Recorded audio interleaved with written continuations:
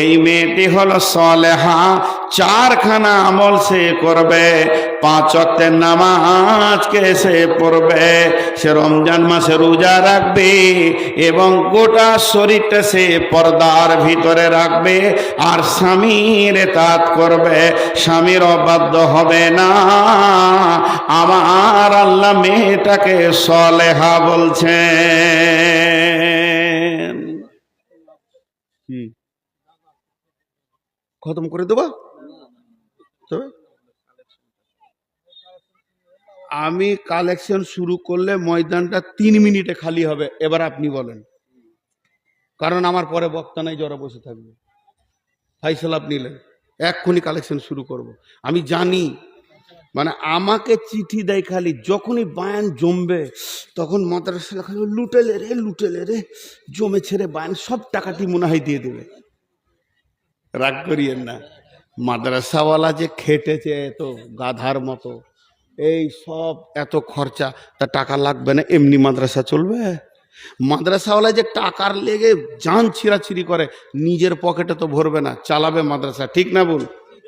তো ওদের মনটা উতল পাতাল হয়। এখন মৌলভী সাহেব বলছে এই সময় যদি পকেটটা কেটে দিত, ধ্যান নাই তো হবে ইনশাল্লাহ। সবাই দিবেন তো? টাকা দিবেন তো? আরে টাকা দিবেন তো? না ওইটা লয়, আগে বলেন টাকা দিবেন কিনা। জালসাটা হচ্ছে টাকার লেগে, ওয়াজের লেগে লয়। সকালে বলেন ইনশাআল্লাহ। ইনশাআল্লাহ যে জোরে বলছেন ওয়াজ এখনই ছেড়ে দেওয়া দরকার। তো বেশ, আমি আয়াতটা পরিপূর্ণ করি। সকলেই টাকা দিব ইনশাআল্লাহ, বলেন ইনশাআল্লাহ। এরে বাপ, ওই ওই বসবি না, আবার যা, তোরা বসবি না, ওটি এখানে ঢাল, আবার যা।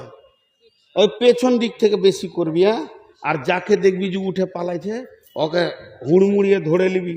যেটা বলছি শোন, বলে টাকা দেন তারপরে যান, পকেটে হাত ভরে দিবি। যেটা বলি তোর অর্ধেক আমার অর্ধেক, পকেটে হাত ভরে দিবি। এই তো মুড়ি যাচ্ছে, ধরলে ওকে, দুজনে তো ধরলে, ধর ওকে টিপে দেখ, হাতে জুতা আছে ফের মেরে দেবে। আচ্ছা সকলে একবার বলেন সুবহানাল্লাহ, জোরে বলেন সুবহানাল্লাহ, আলহামদুলিল্লাহ, ওয়ালা ইলাহা ইল্লাল্লাহ। ইনারা যেটা বলছেন ওটাও ঠিক, আমারটাও ঠিক। আমি তফসিরটা করি, আয়াতটা শেষ করি। তো আমার বেটিদেরকে এখন ওসিয়ত করছি, পুরুষদেরকে বললাম টাকা নিয়েন না, বিয়ে করেন। এবার ওদেরকে বলছি কেমন থাকতে হবে, সলেহা হতে হবে। সলেহার যদি পূর্ণ ব্যাখ্যা করি 4 ঘন্টা লাগতে হবে। নামাজি হতে হবে, রোজাদার হতে হবে, পর্দায় থাকবে, স্বামীকে ইতাআত করবে, ও সলেহা। 2 নম্বরে, ওরে আমার মা, ওরে আমার বোন, কানেতা হতে হবে। কানেতা কাকে বলে? কানেতা মানে স্বামী সাদা বাটা, মোটা ছোট যেমন মাল এনে দেবে, এক চান্সে হেসে গ্রহণ করে নিতে হবে। স্বামী তোমার জন্য যে কালারের কাপড় এনে দিয়েছে, এক চান্সে গ্রহণ করে নাও। হাজি ভাই বলেন, আমাকে উত্তর দেন। আপনাদের যতজনের বিয়ে হয়েছে তারা মুখ খুলেন। হাজি, বিবিকে কোনো মাল এনে এক চান্সে রাজি করতে পেরেছেন? হ্যাঁ না বলে না? সবাই বলেন পেরেছেন? না, পৃথিবীর কোনো মেয়ে পারবে না। কে বললে? তাহলে ওটা মেয়েই লয়। রসুলকে ঘোল খাইয়েছে, এতদিন বন্ধ ছিল, আর বলছে এক চান্সে রাজি করে দিয়েছে। তাহলে আসেন আপনাকে পরীক্ষা করে নি, এখনই আমার কাছে ল্যাবরেটরি আছে পরীক্ষা করার। তো হতে পারে না, কারণ ওটা মেয়েদের অভ্যাস। আল্লাহর নবী বলেছেন কঠিন কিয়ামতের দিনে যেমন পৃথিবীতে বিশ্ব সুন্দরীর প্রাইজ দেওয়া হচ্ছে, বিশ্ব সুন্দরী যে মেয়েগুলি হয় তারা প্রাইজ পায়, তেমনি আল্লাহ কিয়ামতের দিনে বিশ্ব সুন্দরীর প্রাইজ দেবেন। আর আল্লাহর প্রাইজ মানি হলো জান্নাত। অতএব মা আমার, বোন আমার, কান করে শোনেন, সেদিন বিশ্ব সুন্দরী কে হবে?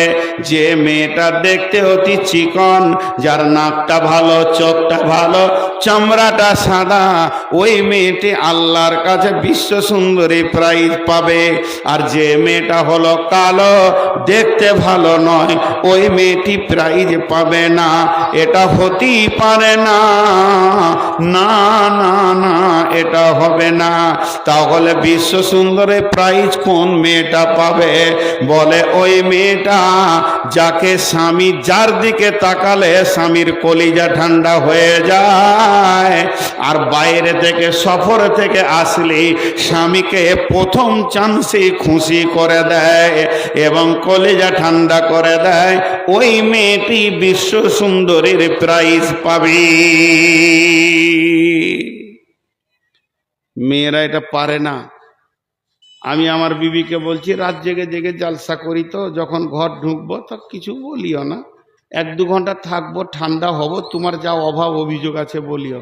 তো বলবে আমি খেপি নাকি, তুমি কোথা থেকে কষ্ট করে আসবার বলে দিব। কিন্তু ওটা বললে যখন, তো মনে হচ্ছে যে না আর বলবে না। রাত 1:30টায় ঘর ঢুকেছি, হুট করে বলছে তোমার হুঁশ আছে, ঘরে টাকা পয়সা নাকি কষ্ট করে চলছি, মেরে দিল। এটা হতেই পারে না। মেয়েরা এক চান্সে যত দামি মাল নিয়ে যাবেন, খালি এমনি করে দেখবে, কাপড়টাকে দেখতে দেখতে দেখতে দেখতে বলবে দেখো তো কেমন মাল আনছে, রংটা ভালো লাগে, খায়রুলের বাপকে দেখো তো কত ভালো মাল আনছে। আরে সালা জান জ্বলে গেল। হ্যাঁ, তোকে এত দামি মাল দিও, তোর দিল পেছি না। আল্লাহ রসুল, আল্লাহ বলছে তুই কানে তা হয়ে যা, স্বামী যেমন দিবে, তোকে যেমন করে সাজাবে, ওর চোখে যেমন ভালো লাগবে, তুই ফার্স্ট চান্সে হেসে কথা বল। কিন্তু মেয়েরা পারে না। জি ভাই, এ দুঃখ রাখবো কোথা? এ দুঃখ রাখার জায়গা নাই। মেয়েরা পৃথিবীর সব একই। এক বুড়ি থালা মাছতে গিয়ে নদীতে পড়ে চলে গেছে লাশ হয়ে ভেসে, তো বুড়া তখন বলছে, ওর পুতা বলছে, এই দাদু পেপার পড়ে লাভ নাই, বাইরের খবর বাদ দাও, তোমার বুড়ি বিছানা খালি হয়ে গেল। তখন বলছে মোড়ে পড়ে গেছে নাকি তোর দাদি? বলে হ্যাঁ। বলে চলো লাশটা নিয়ে আসি, জানাজা পড়বো। একসাথে তো 80 বছর থাকলাম, তো জানাজা তো পড়তে হবে। তো উজানে লাশ খুঁজতে যেতে, লাশ উজানে থাকবে না ভাটিতে থাকবে? ভাটিতে। তো উজানে খুঁজতে যেতে, তো ওর পোতা বলছে দাদু বুড়ির প্রেমে কি মাথা গোলমাল হয়ে গেল, উজানে লাশ যায়। বলছে এই বুড়িটা তোর না আমার? তখনই তো কাবু বলছে হ্যাঁ ওটা আপনার। বলো ওকে আমি বিয়ে করেছি 80 বছর, জীবনে সিধা পাইনি, ওর মোড়ে উজান যাবে, ওর লাশ উজানেই পাবো। জি, 80 বছরে সিধা পাইনি। আজীব ব্যাপার, ভ্যানের মতো রিংটাল। আল্লাহ তাবারাক ওয়া তাআলা বলছেন তুমি কানে তা হয়ে যাও। তবে মা আমার, বোন আমার, বেটি আমার, সকলে নিয়ত করেন আমাকে একটা করে দেশি মুরগির ডিম দেবেন, আপনাদের হয়ে ওকালতি করে দিচ্ছি। আল্লাহর নবী কে বলছেন, যদি কোনো স্বামী বখিল হয়, ও এমন হারকিপটে মাল, দামি কাপড় কোনো দিন দেয় না, একটা ঈদ বকরিদে পরবে সেটাও দামি দিচ্ছে না, শীতের সময় বলছে বড়লিন বড় পিলাস দাও, বলছে খেপি রে সরষের তেল মাখ ভালো থাকবি। এরাও এত হারকিপটে, মার্কেটে টন টন মাল চলে গেল, মৌসম্বি গেল, আপেল গেল, লেবু গেল, 1 কেজি কিনার মাল লয়। ইলিশ তো দূরের কথা, পুঁটিও কিনে না, হারকিপটে মাল। কোনোদিন মাংস কিনতে যাই না, আর পরের পেলে খেতে ছাড়ে না। এরকম হারকিপটে আপনার এলাকায় আছে? আর আছে কি না? ও আমার মা, ওরা আমার বোন, আপনার স্বামী যদি হারকিপটে হয়, তো আপনি ওর টাকা চুরি করে ইলিশ মাছ খান, গুনাহ হবে না। হ্যাঁ, টাকাকে চুরি করে নেন, চুরি করে ইলিশ খান, লেবু খান, আপেল খান, কিন্তু ওই মাছের কাঁটা আর মাংসর হাড় আর লেবুর ছাল অন্য জায়গায় অন্য জনের অংশে ফেলে দিয়ে আসবে। হ্যাঁ, আর আলু আর ডাল ভাত রেঁধে বসে থাকবে, তার আগে মাছ শেষ। জি, ওটা তুমি কিনে ছেলে পিলে খেয়ে নাও, আর হাঁড়ি ধুয়ে রেখে দাও। বকিল হারকিপটা ওরই মাল চুরি করে খাও, কিন্তু ওর মাল চুরি করে তুমি তোমার বাপকে, ভাইকে, বোনকে দেবে, এটা হারাম। ওটা আসছে কোরআনের আয়াতে। কিন্তু চুরি করে খাওয়া যাবে। কতটা? যতটা পরিমাণে তোমাকে খেতে লাগে, বড় প্লাস বড়লিন কিনতে লাগে, ওই পরিমাণে চুরি করতে পারো। 2টা বাদাম খেতে মন গেছে, চুরি করতে পারো, কারণ ও হারকিপটে মাল। কে বলেছেন? বিশ্বনবী। কোথায় পেলেন? দলিল নেন, বিশ্বনবীর চাচার নাম হচ্ছে আবু সুফিয়ান, হারকিপটে মাল ছিল। বিশ্ব নবীর নিজের চাচা আবু সুফিয়ান হারকিপ্টে মাল। আবু সুফিয়ানের সঙ্গে হিন্দার বিয়ে হলো। ফাতে মক্কার পর হিন্দা ঈমান আনলো, তওবা করলো। বিশ্ব নবীর চাচা আমির হামজার কলিজা চাবিয়েছিল হিন্দা। সেই হিন্দা যখন তওবা করলো, ঈমান আনলো, আবু সুফিয়ানের সঙ্গে তার আগে বিয়ে হলো।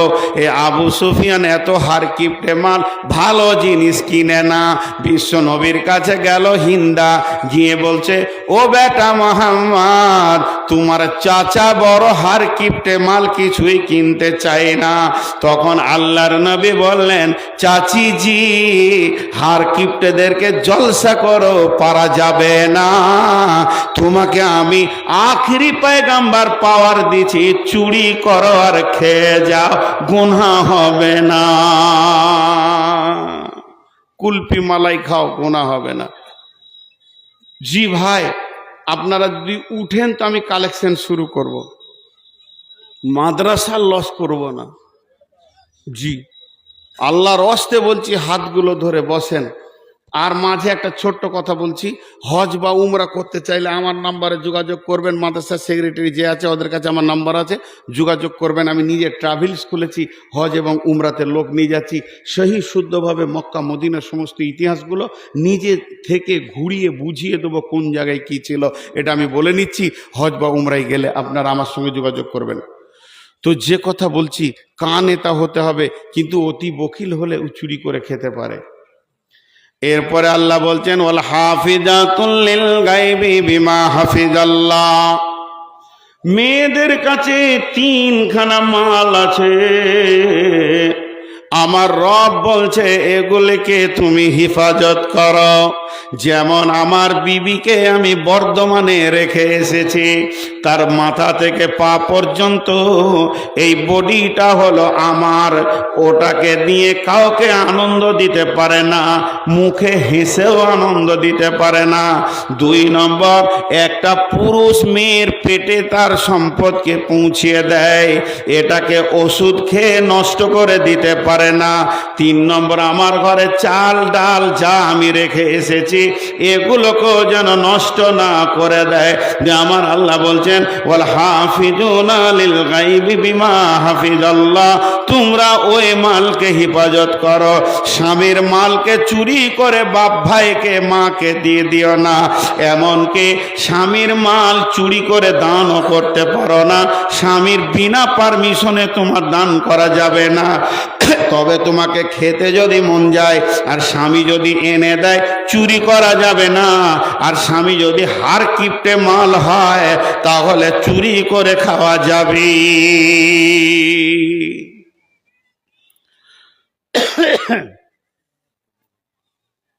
ভাইয়া, আমি আপনাদেরকে 5টা মিনিট বসতে বলছি, আল্লাহর রাস্তায় বসেন। 1-2 করে উঠলে তো অর্ধেক খালি হয়ে গেল। আয়াতটা আর মাত্র 1 লাইন আছে, আর একটা বিষয় আছে, বেশি নাই, বেশি নাই, আর একসঙ্গেই ছেড়ে দিব। আল্লাহ বলছেন, আল্লাতী তাখাফুনা নুশুজাহুন্না ফাইযুহুন্না ওয়াহজুরুহুন্না ফিল মাজাজি'i ওয়াজরিবুহুন্না ফাইন আতানাকুম ফালা তাবগু আলাইহিন্না সাবিলা ইন্নাল্লাহা কানা আলিয়ান কাবীরা। সুবহানাল্লাহ। আল্লাহ কত সুন্দর কথা বলছেন, শুনেন। এই জায়গাতে আল্লাহ কত দামি কথা বলছেন। অনেকে বিবিকে অযথা মারে। জি না, তুমি তোমার বিবিকে আস্তে আস্তে বুঝাও, দিনের কথা বলো, তাফসীর করো, আলেম ওলামার কথা বলো, আখিরাতের কথা বলো, জাহান্নামের কথা বলো।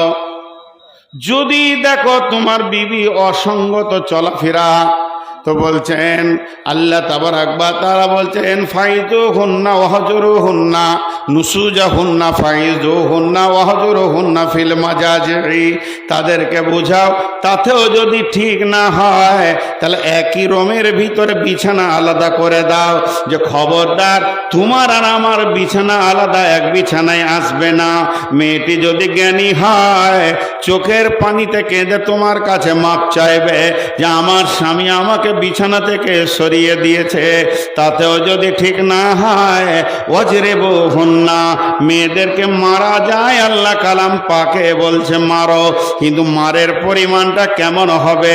তাকে ল্যাংড়া লোলা করে দেবে, তার গালে এমন মারবে যেন দাগ হয়ে গেছে, তাকে পঙ্গু করে দেবে, আর কালকে তুমি ডাম্পারে অ্যাক্সিডেন্ট হয়ে মারা যাবে, পরশুদিন মেয়েটা আর বিয়ে হবে না, এটা তুমি করতে পারো না। তুমি যে ওর চির স্বামীর কোনো গ্যারেন্টি নাই, হতে পারে আল্লাহ তোমাকে কোনো ওসিলাতে নিয়ে নেবে, ওই মেয়েটি আবার ইদ্যত পালন করে ওর বাপ ভাই বিয়ে দেবে, কিন্তু তুমি এমন মার মেরেছ আর দ্বিতীয় স্বামী তাকে গ্রহণ করছে না, এইভাবে তার বডিকে পঙ্গু করে দিতে পারো না। আল্লাহ বলছে মারার জন্য কোনো ওসিলা খুঁজো না, তার কারণ ওটা তোমার শ্বশুরের বেটি, তোমার সম্বন্ধীর বোন, তোমার আপনার কিনা শাশুড়ির বেটি। তার আগে ভেবে দেখো আমার সে বান্দি, তার গায়ে যখন তুমি মারো আমি আল্লাহর দিলে লাগবে, তবে যদি অন্যায়ভাবে মারো আমি ওর কিন্তু হিসাব করতে ছাড়ব না। এর জন্য আমার আল্লাহ বলছেন গোলাম রে, তাদেরকে জবান দিয়ে দিয়ে ওসিয়ত কর। পুরুষের তিনটে অভ্যাস আছে খুব নোংরা, পুরুষের তিনটে অভ্যাস আছে খুব নোংরা, পুরুষের তিনটে অভ্যাস আছে খুব নোংরা। আপনারা বলেন বলবো? আরে বলেন বলবো?